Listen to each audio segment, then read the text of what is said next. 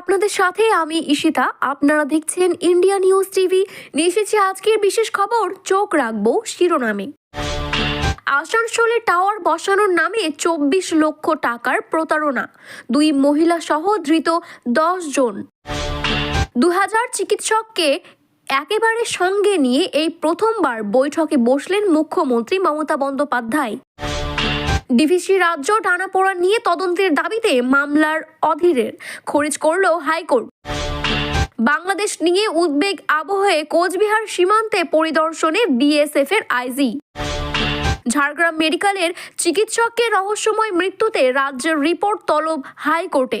বিস্তারিত জানতে চোখ রাখুন, সঙ্গে থাকুন ইন্ডিয়া নিউজ টিভিতে। বিস্তারিত জানতে চোখ রাখবো আজকের প্রথম খবরের দিকে। টাওয়ার বসানোর নামে আসানসোল উত্তর থানা এলাকার এক বাসিন্দার কাছ থেকে 24 লক্ষ টাকার বেশি প্রতারণা করা হয়েছিল বলেই অভিযোগ। আসানসোল সাইবার ক্রাইম থানার পুলিশ আধিকারিকরা তদন্তে নেমে উত্তর 24 পরগনার বিভিন্ন জায়গা থেকে 10 জনকে গ্রেপ্তার করেছে। পুলিশ জানিয়েছে, ধৃতদের মধ্যে 2 জন মহিলা রয়েছে। ধৃতদের কাছ থেকে 20টি মোবাইল, 2টি ল্যাপটপ, 1টি ডায়েরি সহ বিভিন্ন ভুয়া নথি উদ্ধার করা সক্ষম হয়েছে পুলিশের দ্বারা। ধৃতদের বৃহস্পতিবার আসানসোল আদালতে তোলা হবে, তবে আদালতে কি নির্দেশ দিয়েছে তা জানা যায়নি এখনো। 2023 সালে আসানসোল উত্তর থানায় ধীরেন মাঝি নামের এক বাসিন্দা অভিযোগ দায়ের করেন, মোবাইল টাওয়ার বসানোর নামে তার কাছ থেকে দফায় দফায় 24 লক্ষ টাকার প্রতারণা করা হয়েছে। প্রথমবার আসানসোলে উত্তর থানা এই ঘটনায় তদন্ত শুরু করে পুলিশ। পরবর্তীকালে তথ্য প্রযুক্তি দ্বারা এই ঘটনা তদন্তকরণে মামলাটিকে আসানসোল সাইবার ক্রাইম থানায় পাঠানো হয়। Asansol Durgapur police commissionerate DC Arvind Anand বলেন, আসানসোল সাইবার থানার পুলিশ মোবাইল টাওয়ার লোকেশন থেকে শুরু করে অন্যান্য নানান প্রযুক্তির মাধ্যমে এই প্রতারক গ্যাংটিকে চিহ্নিত করতে পারে। বুধবার উত্তর 24 পরগনার দমদম, শ্যামনগর, মধ্যমগ্রাম সহ বিভিন্ন এলাকা থেকে 10 জনকে গ্রেপ্তার করতে সক্ষম হয়েছে পুলিশ। ধৃতদের মধ্যে 2 জন মহিলাও রয়েছে। এই প্রতারক চক্রে মূল চক্রী সন্দীপ বরকেও গ্রেপ্তার করেছে পুলিশ। যদিও পুলিশ সূত্রে জানা গিয়েছে, এখনো পর্যন্ত কোনো টাকা উদ্ধার করা হয়নি। নতুন বছরে প্রথমবার চিকিৎসকদের সাথে সভা করবেন মুখ্যমন্ত্রী মমতা বন্দ্যোপাধ্যায়। স্টেট গ্রিভেন্স রিড্রেসেলের আয়োজন করা সভাতে উপস্থিত থাকবেন মুখ্যমন্ত্রী মমতা বন্দ্যোপাধ্যায়। আগামী 24 ফেব্রুয়ারি সকাল 11টা নাগাদ এই সভার আয়োজন করা হয়েছে, যেখানে সিনিয়র, জুনিয়র, সরকারি এবং বেসরকারি সব মিলিয়ে উপস্থিত থাকবেন প্রায় 2000 চিকিৎসক। তবে তারা কোনো চিকিৎসক সংগঠনের ব্যানারে হাজির থাকবেন না এই সভায়। ফলত প্রথমবার মুখ্যমন্ত্রী মমতা বন্দ্যোপাধ্যায় এতজন চিকিৎসকদের সাথে আলোচনায় বসছেন, যা অত্যন্ত গুরুত্বপূর্ণ বলে মনে করা হয়েছে। বৃহস্পতিবার স্টেট গ্রিভেন্স রিড্রেসেল প্রথমবার সাংবাদিক বৈঠকের আয়োজন করেন। সেখানে উপস্থিত ছিলেন চিকিৎসক সৌরভ দত্ত, যোগীরাজ রায়, সুনেত্রা কবিরাজ এবং দেবযানী বন্দ্যোপাধ্যায়। এই সভায় প্রসঙ্গে স্টেট গ্রিভেন্সের রিড্রেসেলের চেয়ারপারসন সৌরভ দত্ত বলেন, আমরা একটি চিকিৎসকদের নিয়ে সভা করতে চেয়েছিলাম, সেখানে মুখ্যমন্ত্রীর প্রধান অতিথি। আলোচনায় থিম চিকিৎসক আর এক নাম সেবা। তবে কিভাবে আলোচনা হবে সেই নিয়ে আলোচনা, অভিযোগ জানানো বিষয়ে কোনো কিছুই থাকবে কিনা এখনো পর্যন্ত ঠিক করা হয়নি। যদিও আরজিকর অবহের মাঝে ডায়মন্ড হারবারে চিকিৎসকদের নিয়ে সভা করেছিলেন স্থানীয় সাংসদ অভিষেক বন্দ্যোপাধ্যায়। সেখানে সেবাশ্রী নামের একটি প্রকল্প চালু করা হয়েছিল। এবার চিকিৎসকদের সাথে সভা করবেন রাজ্যের স্বাস্থ্যমন্ত্রী মমতা বন্দ্যোপাধ্যায়। সেই নিয়ে জল ঘোলা তৈরি হয়েছে। তবে এই প্রসঙ্গে গ্রিভেন্স রিড্রেসেল চেয়ারপারসন সৌরভ দত্ত বলেন, ডায়মন্ড হারবারের সংসদ, সেখানে উনি ওখানকার চিকিৎসকদের সাথে আলোচনা করেছিলেন। ওই সভায় একটি প্রকল্প নিয়ে কথা হয়। আমরা সুযোগ পেয়েছি মুখ্যমন্ত্রীর সঙ্গে আলোচনায় বসার। এর সাথে ওই বৈঠকের কোনো মিলই নেই। বহরমপুরের প্রাক্তন সাংসদ অধীর রঞ্জন চৌধুরীর দায়ের করা মামলায় খারিজ করল কলকাতা হাইকোর্ট। ডিভিসির জল ছাড়া নিয়ে সম্প্রতি রাজ্য সরকারের সঙ্গে টানাপোড়াই হয়েছিল, সেই নিয়েই মামলা দায়ের করেছিল প্রদেশ কংগ্রেসের সভাপতি। এই নিয়ে তিনি তদন্তের নির্দেশ দেওয়ায় আবেদন করেছিলেন ওই মামলায়, কিন্তু আদালতের মামলায় খারিজ করে দিল। অধীর চৌধুরী জনস্বার্থ মামলায় দায়ের করেছিলেন কলকাতা হাইকোর্টে। বৃহস্পতিবার সেই মামলার শুনানির জন্য ওঠে প্রধান বিচারপতি টি.এস. শিবগঙ্গর নাম। বিচারপতি হিরণময় ভট্টাচার্য ডিভিশন বেঞ্চে। কিন্তু এই নিয়ে সংসদের আইনজীবী প্রদীপ চট্টোপাধ্যায়ের কোনো বক্তব্যই শুনতে চায়নি আদালত, বরং প্রধান বিচারপতি ভৎসনার মুখে পড়তে হয় অধীরের আইনজীবীকে। তার নির্দেশ শুধু সংবাদপত্র কাটিং দিয়ে মামলা না করে প্রকৃত তথ্য দিয়ে মামলা করতে হবে। উল্লেখ্য, মাস কয়েক আগে ডিভিসির জল ছাড়া নিয়ে ব্যাপক বিতর্ক সৃষ্টি হয়েছিল। রাজ্যের মুখ্যমন্ত্রী মমতা বন্দ্যোপাধ্যায় ডিভিসির বিরুদ্ধে তোপ দাগিয়েছিলেন।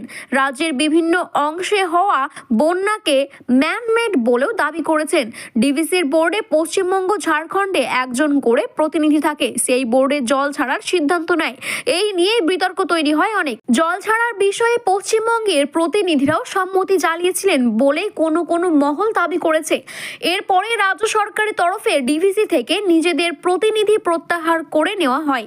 সেই নিয়েও বিতর্ক তৈরি হয়। প্রশ্ন ওঠে, প্রতিনিধির অনুপস্থিতিতে যদি ডিভিসির জল ছাড়ার সিদ্ধান্ত গ্রহণ করা হয় তাহলে তার দায় কার? এই সামগ্রিক বিষয় নিয়ে মামলা দায়ের করেন অধীররঞ্জন চৌধুরী। মুখ্যমন্ত্রী যে ম্যানমেড বন্যার তথ্য খবর দিয়েছেন সেই বিষয়ে তদন্ত করার জন্য আদালতকে নির্দেশ দিক। মামলার আবেদন সেই কথাই উল্লেখ করেছিল কংগ্রেসের এই নেতা, যদিও তার আবেদন কলকাতা হাইকোর্টে গ্রহণ করা হয়নি। বরং অধীরের আইনজীবীর উদ্দেশ্যে প্রধান বিচারপতি টি.এস. শিবগঙ্গ নাম মন্তব্য করেছিলেন, আপনার মক্কেল কি জানেন ডিভিসির জলধারা কি পরিমাণ জল ছিল, কতটা ছাড়া হয়েছিল? শুধু খবরের কাগজে কাটিং দিলে হবে না। আমরা জানি আপনার মক্কেল বহুবার সাংসদ, তিনি জননেতা, অনেকেই কিছু করতে পারেন। তিনি নিজের এই সমস্যার সমাধানও করতে পারেন, কিন্তু এই মামলায় অন্য কোনো ফোরাম নিয়ে করুক। আদালতে এই নির্দেশের সামনে আসার পরে অধীর চৌধুরীর বিরুদ্ধে তোপ দাগেন তৃণমূল কংগ্রেসের অন্যতম রাজ্যের সাধারণ সম্পাদক কুণাল ঘোষ। তিনি বলেন, অধীররঞ্জন চৌধুরীরা যে কোনো মূল্যে রাজ্যের সরকারের কাছে বাধা দেওয়া, রাজ্য সরকারের পদক্ষেপ সম্পর্কে মানুষকে বিভ্রান্ত করা এবং ভিত্তিহীন অপপ্রচার করা, নজর ঘুরিয়ে দিয়ে এখন রাজনীতিকে টিকে থাকতে চান। তিনি আবারও বলেন, রাজ্য কংগ্রেসে অধীর চৌধুরী সিপিএম এর সঙ্গে জোট বেঁধে বিজেপির বি টিমের ভূমিকা পালন করে যে জায়গায় নিয়ে গিয়েছে, তাই তার এই ধরনের পদক্ষেপ করে থাকেন। আদালতে যদি তার এই উদ্দেশ্য ধরে ফেলে থাকে তাহলে সেখান থেকে মুখের ওপর জবাব দিয়ে থাকেন, ফলে এটা ওদের প্রাপ্য ছিল। বাংলাদেশ থেকে ভারতে অনুপ্রবেশ করার চেষ্টায় অভিযোগ উঠেছে। পাশাপাশি ভারতীয় সীমান্ত এলাকায় দখলের দাবি করেছেন ওপার বাংলা। এই পরিস্থিতির মাঝে ভারত বাংলাদেশ সীমান্তে এলাকার পরিদর্শনে এলেন বিএসএফ এর গুয়াহাটি ফ্রন্টিয়ারের আইজি সঞ্জয় গৌড়। 3 দিনের সফরে বুধবার কোচবিহারে আসেন তিনি। বৃহস্পতিবার ও শুক্রবার সীমান্ত পরিদর্শনের পাশাপাশি আধিকারিকদেরকে নিয়ে বৈঠকও করবেন বলে জানিয়েছেন তিনি। বুধবার কোচবিহারে এসে প্রথম বাংলাদেশের সীমান্তে লাগোয়া দিনহাটা, সিতাই এবং শীতলকুচির সীমান্ত এলাকা ঘুরে দেখেন বিএসএফ এর আইজি। মূলত সীমান্তের নিরাপত্তার কোথাও ঘাটতি ছিল কিনা এই নিয়েই খতিয়ে দেখতে চেয়েছিলেন তিনি। সীমান্ত এলাকার পাশাপাশি বিভিন্ন বর্ডার আউটপোস্টগুলি ঘুরে দেখেন আইজি, যদিও এই নিয়ে সংবাদ মাধ্যমের সামনে কিছু বলতে চায়নি তিনি। তবে বিএসএফ এর এক আধিকারিক বলেন, সীমান্ত এলাকার নিরাপত্তা খতিয়ে দেখতে আইজি সাহেব এসেছিলেন। বিএসএফ সূত্রে খবর, কোচবিহার জেলার তুফানগঞ্জ থেকে হলদিবাড়ি পর্যন্ত প্রায় 500 কিলোমিটার ভারত বাংলাদেশের সীমান্ত রয়েছে। এর মধ্যে নদী সীমানাগত সমস্যার কারণে প্রায় 50 কিলোমিটার এলাকা কাটাতরে নেমে যায়।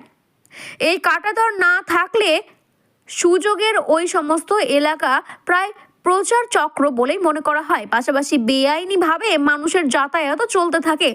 উত্তর 24 পরগনার সীমান্তে 5 কিলোমিটার দখল করে বাংলাদেশ।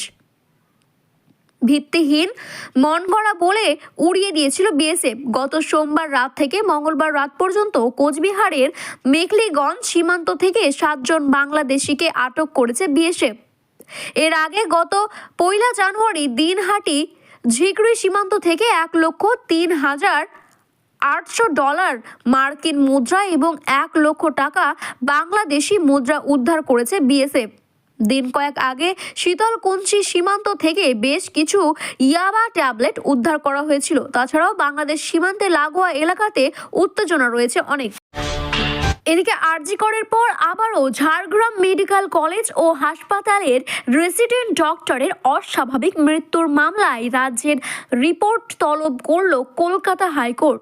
মুখবন্ধ খামে 2 সপ্তাহের মধ্যে এই রিপোর্ট দিতে রাজ্য সরকারই বৃহস্পতিবার নির্দেশ দিয়েছে প্রধান বিচারপতি ডিভিশন বেঞ্চ। উল্লেখ্য, দীপ ভট্টাচার্য ঝাড়গ্রাম মেডিকেল কলেজ ও হাসপাতালে একজন সিনিয়র রেসিডেন্ট ডক্টর ছিলেন। তিনি গত 7 অক্টোবর তাকে ঝাড়গ্রাম মেডিকেল কলেজ এবং হাসপাতালের হোস্টেল থেকে মৃত অবস্থায় পাওয়া যায়। জনস্বার্থ মামলাকারী আইনজীবী এই দিন আদালতে জানান, মৃত্যুর দিন ওই চিকিৎসক তার মোবাইল ফোন থেকে 2টি মেসেজ পাঠিয়েছিল। একটা তার স্ত্রীকে, যিনি পেশায় এসএসকেএম এর নার্স, আর একটি তার সহপাঠী ডাক্তারদের।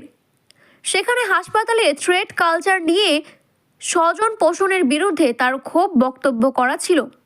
এই নিয়ে কলকাতা হাইকোর্টের প্রধান বিচারপতি টি.এ. শিবগাম জানিয়েছেন, থ্রেট কালচার ও অন্যান্য ইস্যুগুলো এই সংক্রান্ত বিষয়ে এখন সুপ্রিম কোর্ট বিচারাধীন। রাজ্যের আইনজীবী শীর্ণানু বন্দ্যোপাধ্যায় বলেন, এই ডাক্তারের সঙ্গে তার স্ত্রীর সম্পর্ক ভালো ছিল না। তাদের হোয়াটসঅ্যাপ চ্যাটের ভিত্তিতে সেই রকম সন্দেহ, সেখানে তিনি বারবার চরম পদক্ষেপ করবেন বলা হয়েছে। এই ধরনের বক্তব্য পাওয়া যাচ্ছে। তদন্ত করে দেখা হয়েছে সেটা। সিএফএসএল এর রিপোর্ট এখনো আসেনি। প্রধান বিচারপতি মামলাকারী আইনজীবীকে বলেন, স্ত্রীকে মামলায় যুক্ত করা দরকার। তার বক্তব্য থাকতে পারে, তবে পরিবারের গোপনীয়তা বজায় রাখাও প্রয়োজন। মৃতের স্ত্রী একজন নার্স, ফলে তার ওপরে চাপ সৃষ্টি হতে পারে, সেই দিকটাও মাথায় রাখা জরুরি। আইনজীবী পরিবারের সাথে কথা বলে দেখতে পারে বলেও পরামর্শ দিয়েছেন বিচারপতি। ডিভিশন বেঞ্চের নির্দেশ, রাজ্যের আগে রিপোর্ট দিক। এসএফএসএল এর রিপোর্ট মুখবন্ধ খামে দিতে হবে রাজ্যকে। প্রসঙ্গত, আরজি কর মেডিকেল কলেজ ও হাসপাতাল গত 9 আগস্ট এক চিকিৎসক পড়ুয়াকে ধর্ষণ এবং খুন করার বলে অভিযোগ উঠেছিল। সেই নিয়ে তোলপাড় শুরু হয় পুরো রাজ্যে।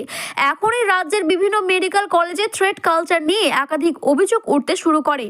আরজি করের ঘটনায় মাস 2 মধ্যেই ঝাড়গ্রাম মেডিকেল কলেজ এবং হাসপাতালের রেসিডেন্ট ডক্টর দীপ ভট্টাচার্যের রহস্যময় মৃত্যু, সেখানেও থ্রেট কালচারের অভিযোগ সামনে আসে। এবার ওই মৃত্যু নিয়ে দায়ের হওয়া মামলায় রাজ্য সরকারের কাছে রিপোর্ট চাইল হাইকোর্ট। এখন দেখা রাজ্য সরকার এই নিয়ে কি রিপোর্ট দেয়। বিস্তারিত জানতে চোখ রাখুন, সঙ্গে থাকুন ইন্ডিয়া নিউজ টিভিতে।